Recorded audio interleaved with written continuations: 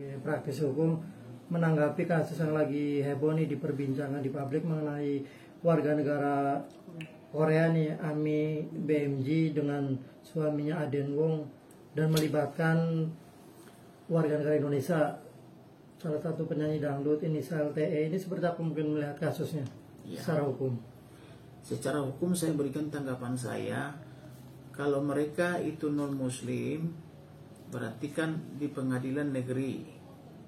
Nah, putusan pengadilannya mengatakan apa? Apakah putusan pengadilan itu mengatakan anak ini ikut ibunya atau anak ikut bapaknya?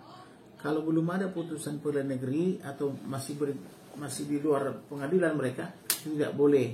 Tindakan TE ini merampas anaknya, itu bisa dikategorikan tindak pidana, bisa kena undang-undang perlindungan anak sekaligus undang-undang pidana umum gitu loh. Terkait dari permasalahan ini nih, mungkin kalau untuk jeratan hukumnya sendiri bang, bisa terkena seperti apa sih bang ini bang, kalau untuk TE-nya ini bang terjerat kasus ini? Kalau misalnya terbukti dia, ya bisa dijerat dengan berlapis-lapis, itu bisa dijerat dia. Salah satunya mungkin apa bang, kayak misalnya perlindungan anak mungkin seperti itu. Ya katakanlah merampas anak. Merampas anak. Ya.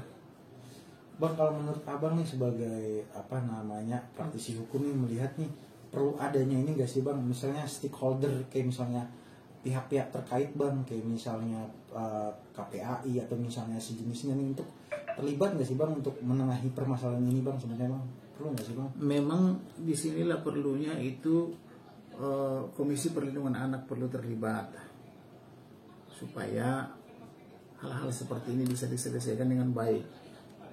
Saya tidak tahu ya apakah mereka ini, Ami ini sama suaminya selesai di pengadilan atau tidak. Tapi kalau selesai di pengadilan, saya rasa tidak sampai seperti itu hebohnya kan. Nah, kalau misalnya selesai di pengadilan, pengadilan mengatakan apa? Apakah ibunya misalnya disebut cacat moral sehingga tidak layak membina anaknya. Kalau misalnya ada putusan pengadilan mengatakan seperti itu, itulah dasar dari bapaknya. Tapi kalau tidak ada putusan pengadilan yang mengatakan seperti itu, ya tentu salah. Nah, oleh karena itu baiknya mereka berunding dan diselesaikan melalui pengadilan. Kalau misalnya bapaknya misalnya kecantol sama artis misalnya, lalu melakukan perbuatan seperti itu salah lagi. Jadi pertama dia sudah kecantol sama artis, disebut perzinahan, kemudian tindakan lainnya merampas hak-hak daripada si ibu, karena ibu itu adalah yang berhak merawat anak di bawah umur. Anak di bawah umur itu sampai 18 tahun. 18 tahun sampai 21 anak sudah semi dewasa. Nah, 21 ke atas sudah dewasa murni, boleh memilih. Ada tidak perlu lagi ikut bapak atau ikut istri. Tapi kalau anak di bawah umur tentu harus berdasarkan putusan pengadilan. Putusan pengadilan mengatakan apa? Ikut bapak atau ikut ibu gitu loh. Ya.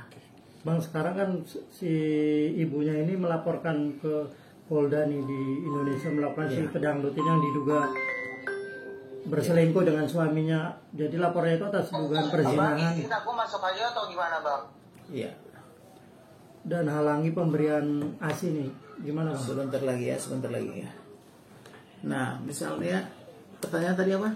Ini kan sudah dilaporkan ke Polda Metro Jaya terkait dugaan perzinahan dan apakah menghalangi pemberian ASI kepada si anaknya. Nah, gimana bang? Kalau soal perzinahan itu lain lagi. Misalnya bapaknya dilapor oleh istrinya berzina, tentu pasal perzinahan itu harus bisa dibuktikan. Apakah si bapak itu ada masuk kamar tertutup atau kamar hotel atau apa misalnya bersama dengan wanitanya. Nah, ada nggak saksinya kan gitu, atau ada nggak bukti-buktinya gitu loh. Kalau tidak ada itu juga jadi masalah gitu. Tapi kalau benar demikian, itu juga menjadi polemik yang menjadi perlu pemutusan hakim gitu loh. Jadi kalau itu benar terjadi, ya berarti benarlah kata si ibu. Jadi tidak benar ibu dikatakan misalnya menelantarkan anaknya gitu loh. Nah, sementara pertanyaanmu tadi apakah bisa menghalangi memberikan ASI, itu tidak ada hubungannya. Pemberian ASI itu adalah hak daripada setiap bayi. itu adalah kebutuhan pokok. Jadi anaknya yang masih berumur 3 bulan ya, 3 bulan wajib mendapatkan ASI daripada ibunya gitu loh. Tidak bisa dihalangi oleh perzinahan ayahnya gitu loh.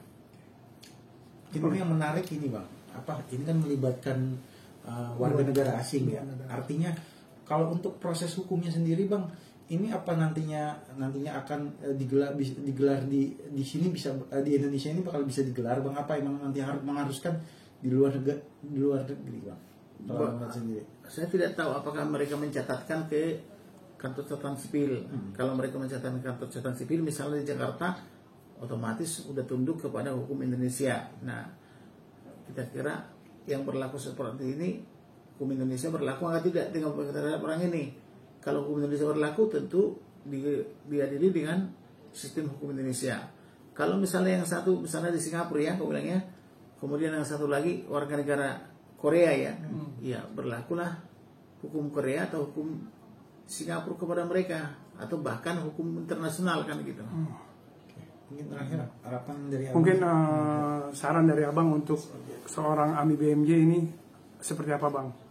Kalau saran saya sih, kalau misalnya mereka sudah tidak cocok lagi, sekalipun misalnya perkawinan adalah selalu diawali hal seperti itu, percekcokan, sebaiknya mereka berunding, anak ikut siapa, ikut bapak atau istrinya, supaya tidak menjadi konsumsi publik terus, tidak menjadi domain daripada entertainment atau infotainment ya.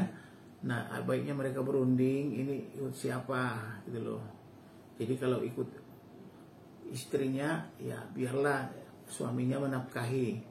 Kalau ikut suaminya, apa alasannya gitu loh. Jadi baiknya mereka berunding supaya ada masalahnya bisa terselesaikan gitu loh. Iya. Bang, tapi kalau melihat ini kan anak-anak juga, ternyata anak-anaknya itu lebih memilih bapaknya nih bang. Artinya mungkin ada dugaan Doktrin. Iya, abang melihatnya seperti apa mungkin? Kalau dibilang memilih bapaknya, mesti tahu dulu anak ini sekarang ikut bapaknya atau ikut ibunya. Bapaknya. Nah, kalau ikut bapaknya bisa saja didoktrin. Tapi biasanya anak-anak sejak lahir itu pasti pro ibunya. Anak di bawah umur pasti kalau ditanya secara fisik, biar juga ibunya penjahat nih, pasti dia ikut ibunya. Kecuali misalnya didoktrin oleh ayahnya, tidak dikasih makan, tidak dikasih supply, dikasih extension dan sebagainya, ya bisa saja gitu. Jadi kalau anak itu mau ditanya independensinya ikut bapak atau ikut ibu, harus ditanyakan di hadapan berdua. Ikut bapak atau ikut mama. Kalau bilang ikut bapak itu berarti proke bapaknya. Kalau ikut mama, ya berarti ikut istrinya gitu loh. Ya, tidak bisa dikatakan anak dikuasai tapi dibilang ikut bapaknya. Ya sudah jelaslah bapaknya yang menguasai kan gitu loh. Iya, sekarang sama bapaknya semua anak yang di bawah.